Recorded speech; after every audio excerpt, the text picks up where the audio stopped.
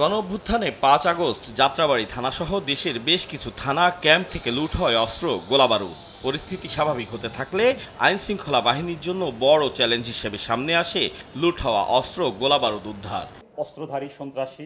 বুধবার এক সংবাদ সম্মেলনে র্যাব-১০-এর পক্ষ থেকে তুলে ধরা হয় অস্ত্র উদ্ধারের পরিসংখ্যান। র্যাব-১০ ৫ আগস্টের পরবর্তী সময় থেকে এ পর্যন্ত ১৬০টা অস্ত্র উদ্ধার করেছে এবং গোলাবারুদ হলো ৭,৩৯৪ রাউন্ড। এর বেশিরভাগই কিন্তু আমাদের লুট হওয়া গোলাবারুদ। সংস্থাটি জানায়, চাঁদপুর এবং যাত্রাবাড়ী থানা এলাকায় বিশেষ অভিযান চালিয়ে যাত্রাবাড়ী থানা থেকে লুট হওয়া পিস্তল, গুলি ও সাউন্ড গ্রেনেড উদ্ধার করেছেন তারা। গ্রেফতার করা হয়েছে একজনকে। প্রথমে ৪টা আমরা উদ্ধার করি, পরের দিন তার দেওয়া তথ্য মতে আরও ৪টা গ্রেনেড আমরা উদ্ধার করি। তারা যেটা বলে যে ধোলাইপাড়ের এলাকা থেকে পেয়েছে, মানে পরিত্যক্ত অবস্থায় ছিল, ওখান থেকে তারা পেয়েছে।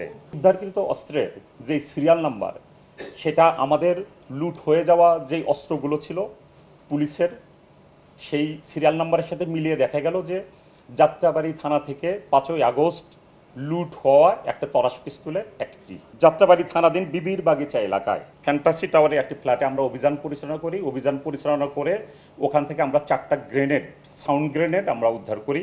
তারপরে এখানে আমরা একজনকে গ্রেপ্তার করি।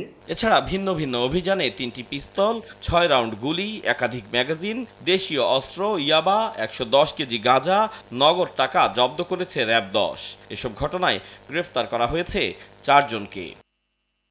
আতাউর কাউসার, সময় সংবাদ, ঢাকা।